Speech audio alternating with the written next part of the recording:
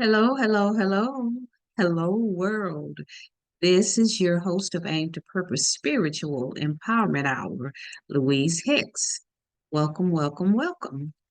And thank you all for joining me, supporting me. And I'd like to welcome all of my new subscribers. And I'm going to be talking about the O.J. Simpson's death. And let me say this, may he rest in peace, as well as Nicole Simpson, Nicole Brown Simpson, I should say, and Ron Goldman. And I had to come in and shed some light on the most recent developments after OJ's death.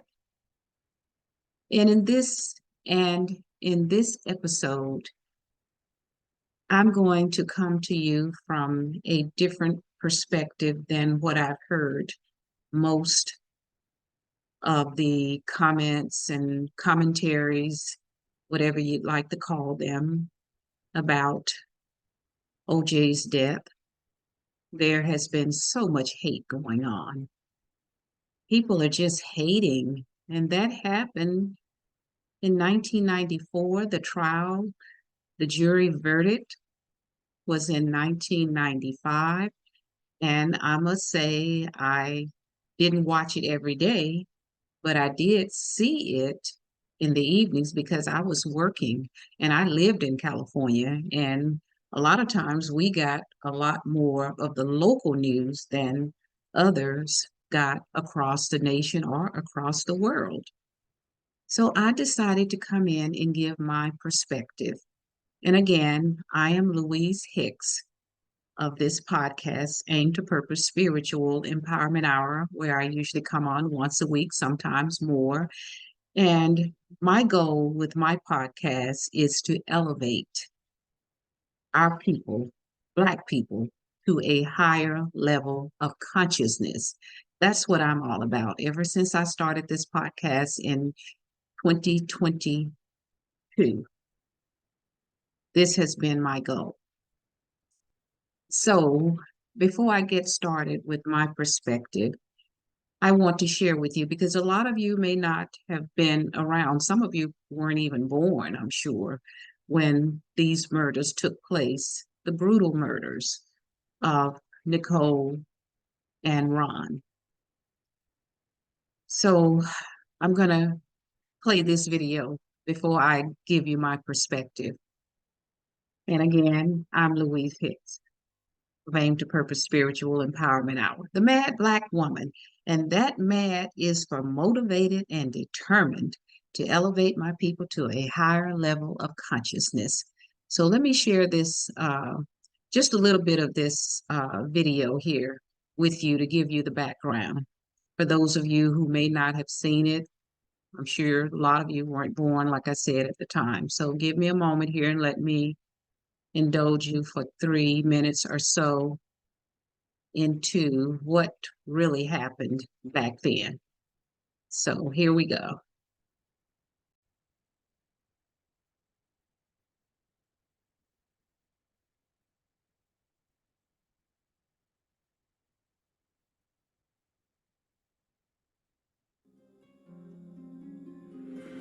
O J Simpson on trial for 2 grisly murders.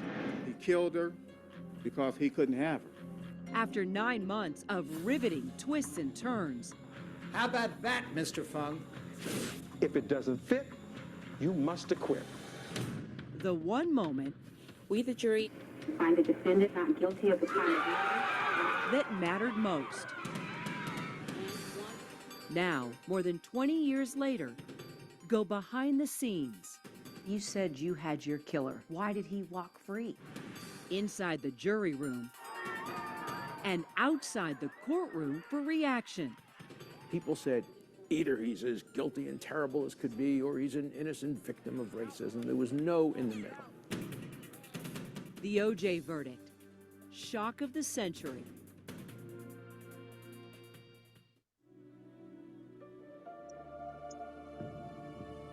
It's minutes after midnight. June 13th, 1994. Los Angeles police arrived to a crime scene at Bundy Drive in upscale Brentwood. They find no witnesses, no murder weapon, just two victims. Slashed, stabbed, everything else. Nicole was nearly decapitated. It was a very bloody scene. Nicole is Nicole Brown Simpson. Lying dead beside her, 25-year-old Ron Goldman. The prime suspect, Nicole's ex-husband, football legend O J Simpson. Simpson promises to surrender and then disappears. The Los Angeles Police Department right now is actively searching for Mr. Simpson. Gasps from the press room. Only a sign of what is yet to come. Highway Patrol. Yeah, I think I just saw O J Simpson on the 5 freeway, and he's heading north. You weren't there, but you got everybody scared. The famous low-speed chase, covered live for hours, rivets the nation Hey, we don't care. and ends with Simpson's eventual surrender at his home on Rockingham Avenue. Here's what we know right now, Lieutenant Duncan. It was just the beginning. This was the perfect soap opera. The O J Simpson murder case was the first true reality show for the country. Okay, let's go. Here we go.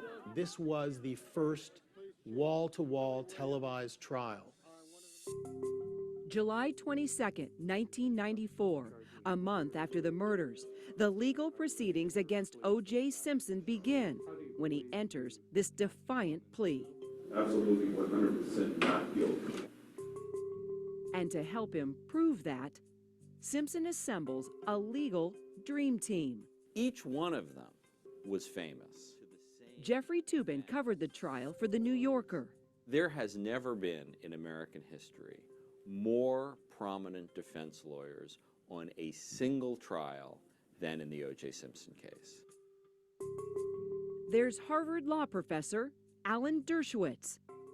An ideal intermediary between the ivory tower and the gritty world of trial practice. Famed criminal attorney F. Lee Bailey. The person you go to when you are really in a lot of trouble and can afford it. And of course, Johnny Cochran, who would take the lead. Flamboyant, outgoing, approachable, fun, and extremely charismatic, while also having considerable mastery of the details of the case. And known for defending celebrities like child actor Todd Bridges, football legend Jim Brown, and superstar Michael Jackson. But would the all-star strategy work? The O.J. Dream Team was not a dream team. It was a nightmare team. Most of the lawyers didn't get along. Okay, we're going to stop the share and let's talk about what has been going on. All the hate, the derogatory statements. I'm glad he's gone. Good riddance. He should have died in prison. All of this hate. Now, this aired, the CNN video that you just saw, the preview, aired back in 2016, according to what was displayed. And here we are now, 2024. So this happened in 1994, like 30 years ago. And people are still hating. And we wonder why America is so divided. Because it's so much hate. And let these people rest in peace. Let them rest in peace now. They're gone. And I will give a disclaimer here because I'm not an attorney. However, I have practiced law, as I have mentioned before, and I have won my cases that I practice law on. And I'll probably talk a little bit more about those in another video, but not in this one, because I love law. And I was going to go to law school, but I decided to raise my children. So I'm just amazed how people who are supposed to be righteous minded, how America is supposed to be a Christian nation, yet it is so chaotic.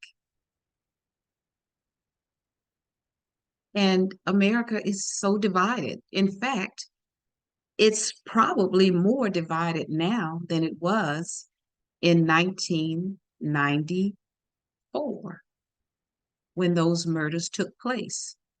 And I'm not saying OJ did it. I'm not saying OJ didn't do it because I don't know who did it. And Johnny Cochran, very, very well known attorney, well known.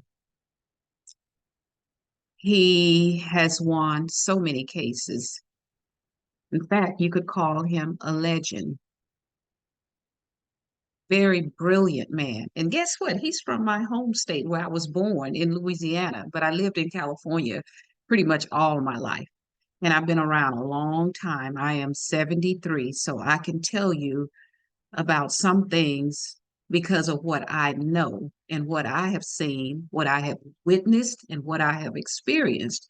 Whereas, as I call some of these people, the diaper baby adults, because a lot of them are talking about stuff that they don't know, is hearsay with some of them. And if we can't believe everything we read, and a lot of us don't read, a lot of us don't do any due diligence research. But I'm going to share another screen with you. And then I'm going to talk about the O J Simpson's death, which was just recently, April the 10th. And from what I understand, he has been cremated.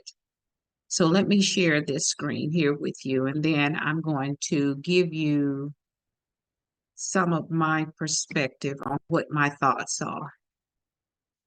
So this is what I think about it. Was OJ really the trial of the century? And how greed, hate, and money destroy lives? And I'll tell you why I believe, from my perspective, why I say greed, hate, and money destroy lives. Now look at these families here. This is OJ's first wife, Marguerite. And these are his children. He had 3 children from his first marriage. And if a lot of you don't realize or don't know, one of his children, the little girl, drowned back in 1970, I believe it was 78, because she was born, if I'm not mistaken, in 77. Yeah, she was born in 77, and she passed away from an accidental drowning just shy of her 2nd birthday, just a little toddler. And this is his second family. This is his wife, Nicole, and of course, his other children. He had these children by Nicole, the 2, the girl and the boy. And OJ was married when he met Nicole. He had been married about 11 years, great football star, one of the best running backs, played with the Buffalo Bills, one of the best running backs in history. And I was a football fan, so I used to watch the football games because I had two brothers, and sometimes I just had no choice, had to watch. But I am just amazed by all of the controversy over what happened here because this is a lot of blame going on. They're blaming, saying OJ killed, OJ did this. It's the trial of the century. I don't consider OJ Simpson's case the trial of the century. And I'm going to tell you why through these pictures here. And like I mentioned earlier, I don't know who killed Nicole and Ron, and may they all rest in peace as well as OJ. They're gone. But this hate just continues to fester, fester, fester. Now, let me reverse something. I'm going to ask a question.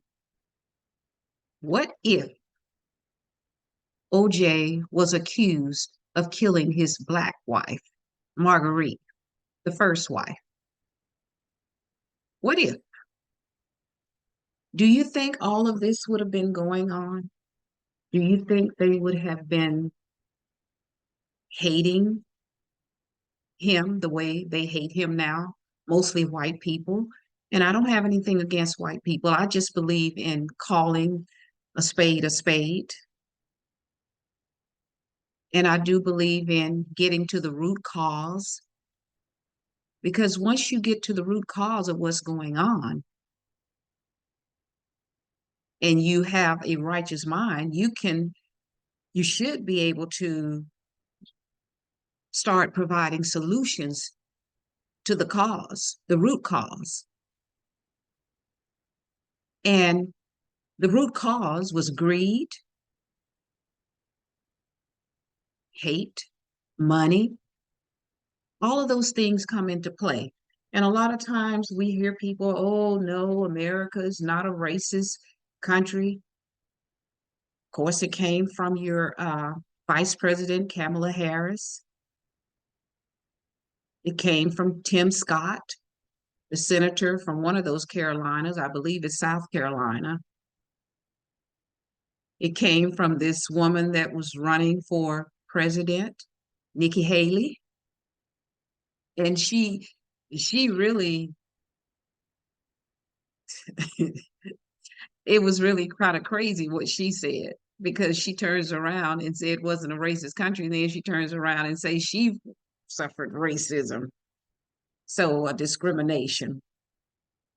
But anyhow, if this woman had not been white and had been black, would this have been the trial of the century? And the reason I'm bringing it up, because as a black woman, myself, this mad black woman, motivated, that's for motivated and determined, I always look at things, I think, through a different lens than most people do. And being 73, being around for a long time, I tend to use more of my internal trainer. Those are my instincts, that internal trainer, IT as I call it. And I'm guided by that GPS, my God-powered system. And we're supposed to be a moral Christian country. However, when it came to this situation, where are the values and where are the morals? There was greed. This man, O.J. Simpson, Hollywood star, I should say Hollyweird star, a football legend,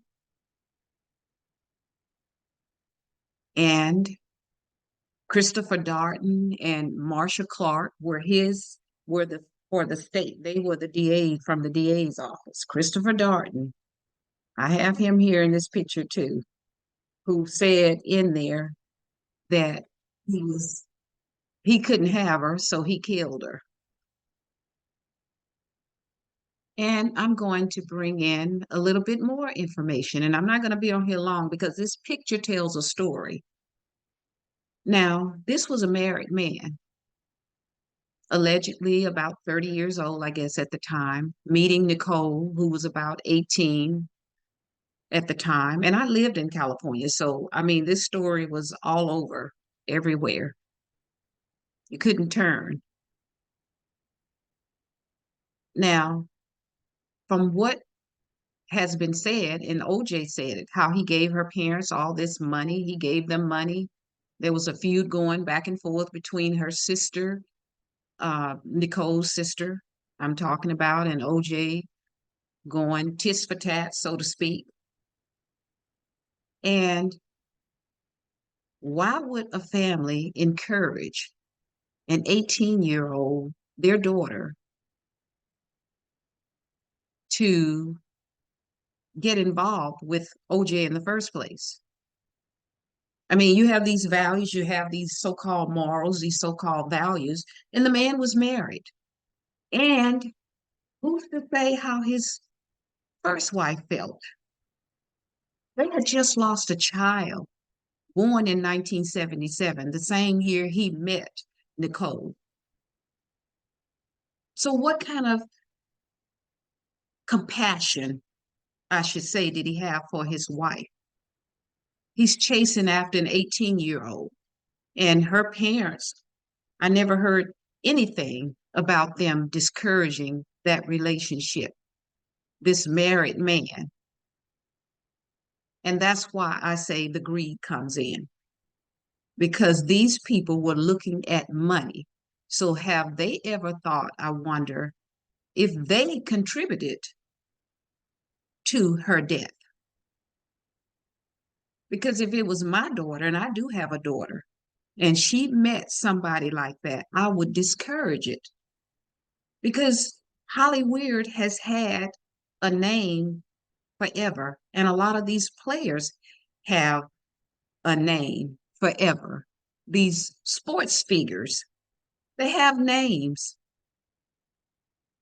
and the names are not good names for many of them, because that money and fame has gone to their head, and greed can come in it, their egos come in it, because OJ came from a single mother pretty much raising him. Allegedly, his father left home, left them when he was about 4 years old. So his mother, from what I understand and what is alleged, that she was a very loving and caring person. And you would see her at the trial too. She would be there. So greed stepped in, and that became a part of the root cause. Who's to say if this woman, Nicole Brown, had not gotten involved with this married man, whom he and his wife had just lost a child through a dreadful accident, a drowning, a little toddler, not even quite 2 years old? What kind of parents would encourage their child, their daughter, 18 years old, to be involved with somebody like that? He had enough turmoil going on in his life. And I'm not going to excuse O.J. Simpson, because he had no compassion apparently either for his wife, being that he divorced her. And I'm sure she had to have been grieving over this child. And you would think he would have been more concerned about that family, his first family. And you would think her parents would have been discouraging her, not looking at the money. It appears to me that greed came into play here. And other people, friends, and everybody just, oh, we're so happy for you. Well, what about his first family? Did anybody have any compassion for Marguerite and his children from the first wife? So this was a lot of greed. And then everybody now, time O.J. Simpson dies, all of you are saying all of these things. Oh, he should have been gone and should have died in prison. Ridiculous. And then Caitlyn or Jenner or whatever the name is now, made all these comments as if he had a perfect record when he caused a woman to die and settled out of court. And he had the audacity to say derogatory things. Who are you to judge and to say what's going to happen to this man? Any of you. And nobody talks about what he did or what she did, Nicole, and what Ron, I believe, was an innocent bystander. Allegedly, he was going to take her some glasses that she had left at the restaurant.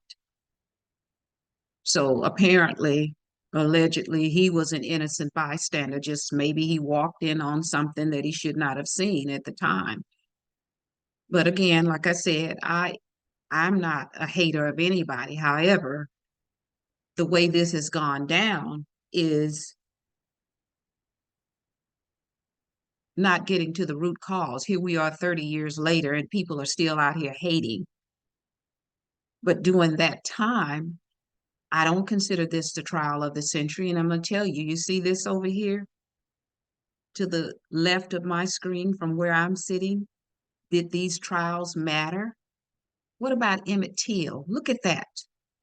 Now, to me, that was the trial of the century. Here's a 14-year-old boy that was allegedly accused of whistling at a white woman. This woman that you see at the bottom of the screen here, Carolyn Bryant, and these two men here, one being alleged, I guess he was her husband. And they go and look at Emmet Till before and look at him after, what they did to him. Kidnapped this young boy, 14 years old. And they had their own trial because they beat him to death. They shot him. They allegedly put weights on him, threw him in the river. Now, to me, that was the trial of the century. Because, and nobody, I mean, if this was the opposite, do you think? That's why race comes into everything. This is the reason. And this white woman lived her life, even though they had some kind of warrant out for her arrest, but they didn't do anything about it. And then when they discover it, the woman was in her 80s and recently died. But these are white people. And like I said, I'm not a hater on anybody, but I do believe in justice. And we live in a very racist country. America is racist. I've witnessed a lot of it. I've lived a lot of it.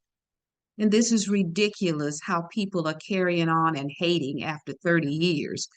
What about 1955 when Emmet Till had a trial by these white men? That was the trial of the century, 1955. And you're not going around saying anything. I think all of them are dead now that the woman died. So I believe in justice. And we live in an injustice system. And Marsha Clark, Christopher Darden, here they are right here next to OJ, who was the running back for the Buffalo Bills. And I believe I think it was the 49ers he played for. So, I mean, I don't think we'll ever have any justice in America because there's too much hate. And I don't consider it a Christian nation because of all the hate. So-called Christian people have all these unrighteous hearts. And again, ask yourself, would you have felt this way if he had killed his first wife, Marguerite? I hope I'm pronouncing her name correctly. Did anyone ever have any compassion for this Black woman who had lost a child?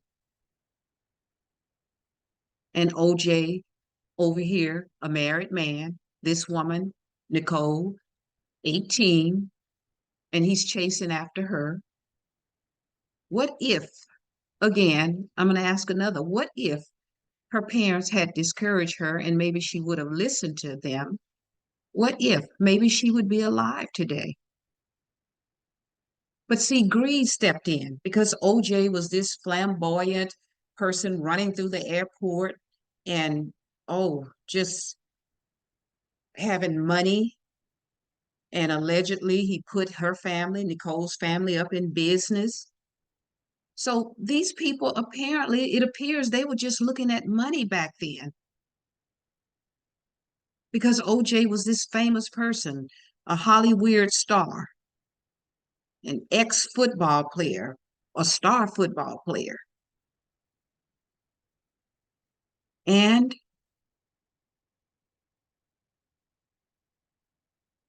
the greed, the money came into play. It appears that's what it was all about back then. Leave your wife, go with this white woman. And his wife, I'm sure, having children myself, and you have a child that drowns, that had to have been devastating for this woman. And you would think it would have been devastating for him, for OJ.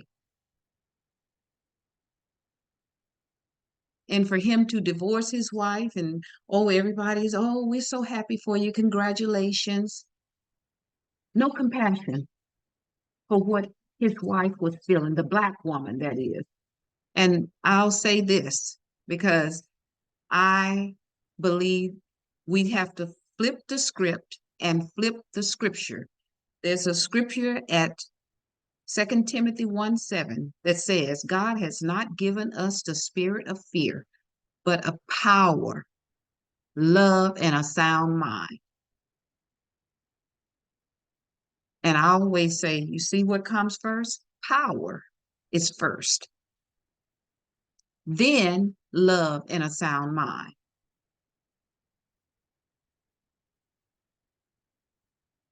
Now, I'm going to do the next. You see this picture here, Rodney King? See these white men? Again, I was in California. Like I've said, I've lived in California all my life practically. So all of this played out.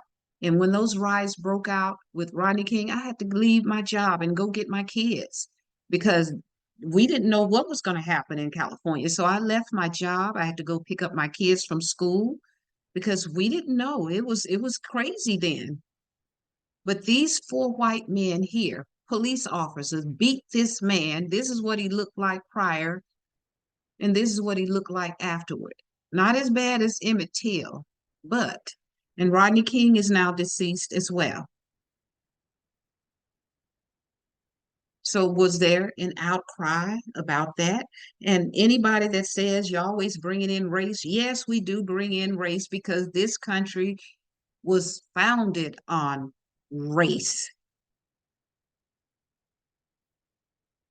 If they had left, the root cause of all this problem has to do with the white people going over, picking up the Africans, bringing them to America because they were too lazy to get out and build their own country. So they wanted to go and get some slaves to do it and treated the slaves like, oh, worse than, look what they did to Emmet Till. And look what they did to Rodney King. And you're saying race doesn't come in?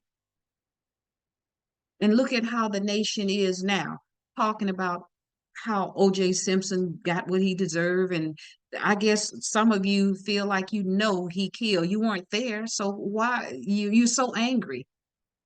You weren't there. You don't know it, whether he killed him or not. I mean, them or not.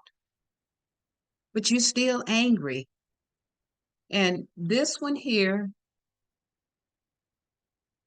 Mr. Douglas, sitting right beside OJ, he said it all. He was on a couple of newscasts a week or so ago.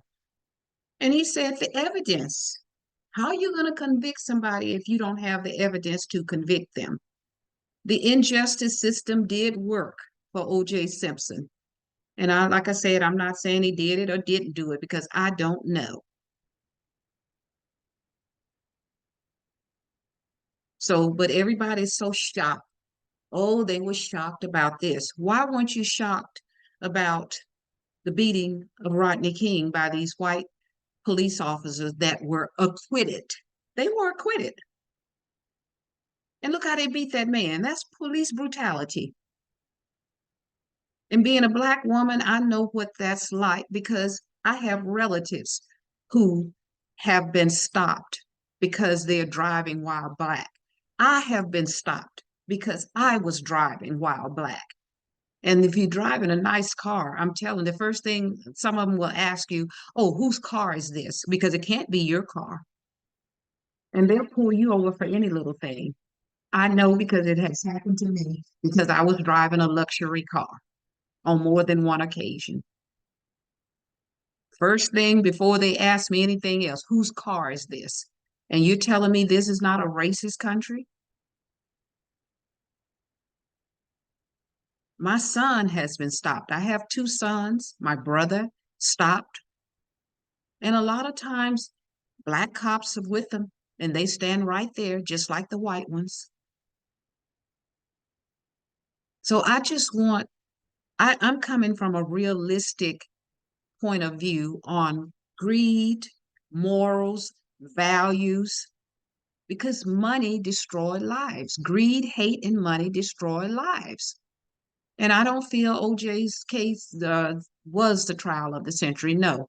Emmet Till, as far as I'm concerned, look at what they did to him. White, racist, hateful, evil men, and a white, evil, hateful woman who got to live her life out, and this 14-year-old didn't. And don't get it twisted, white people, because if the shoe doesn't fit, don't wear it. But I just had to come in and give my perspective. And Marsha Clark and Christopher Darden, they did a poor excuse. And I'm going to mention one other person, and that's Mark Furman. That snake in the grass. Racist from his heart. He wanted all Black people to be exterminated because he just felt we're just a bunch of useless niggas on the earth, just like Margaret Sanger felt. And if you don't know who Margaret Sanger is, you need to look her up. And guess who loved her? Your ex-running president, Hillary Clinton, running for president. Hillary Clinton. And Margaret Sanger was a racist. She wanted to exterminate all Black people. She'd run around to the Black churches and all the Black preachers would let her come in there. We'll talk about that another time too. But Johnny Cochran was a brilliant attorney. Died all too soon. I believe he was about 65.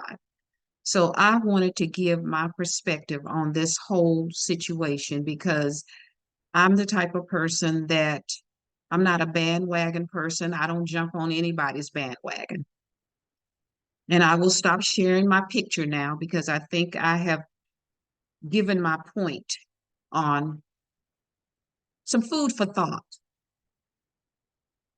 about the racism in this country and how it was founded in racism. So that has a lot to do with what happened with this situation: greed, hate, and money. And I'm going to stop sharing the picture. And here I am again, Louise Hicks, the mad Black woman, motivated and determined to help elevate and support my people, Black people, to a higher level of consciousness. Because we do have some behaviors that we need to work on, but you have to look at the root cause of these behaviors. And the root cause goes right back to slavery, these so-called founding fathers, the white men, and it's still going on today. So don't tell me, I had a guy tell me, a white guy one time, oh, that was my ancestors. It's still happening. The racism is still happening.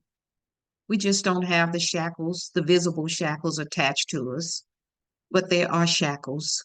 I've experienced it. I'm 73 and I've gone through it a lot.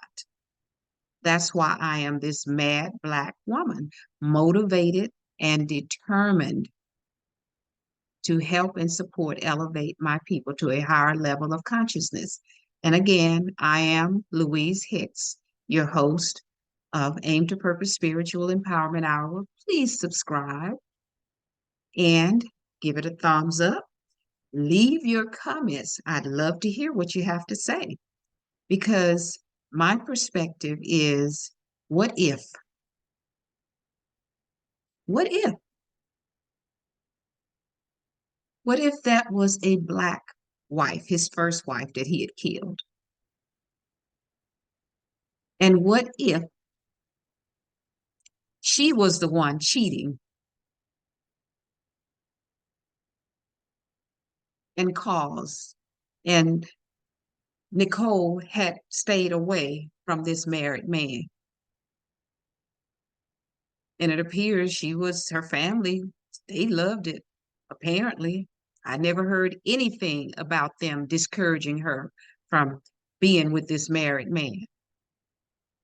And what about the compassion for his first wife, the Black woman? What about it? I guarantee you it would not have been deemed the trial of the century. And it probably would not have even been on TV every day, televised, and everybody just camping out. Camping out. Amazing. And your Vice President, Kamala Harris, has the audacity to say, this is not a racist country. And Tim Scott and Nikki Haley and anybody else, because I know it is a racist country. I've experienced it multiple times in housing, in education, in the workforce. At 73, I've seen a lot. I saw all of the white and Black fountains, colored, they said colored and whites. So I speak often, not only from my due diligence research, but from my own experiences in America. That is a racist country. It is. Systemic racism. Yes. And I do not deny that we as Black people do have some inappropriate behaviors. However, where did it come from? What was the root cause of it? That one word, slavery. And with that said, I've given you my perspective. And from my perspective, we need to let go. These people are gone. May they rest in peace. All the hate over O J Simpson, let it go.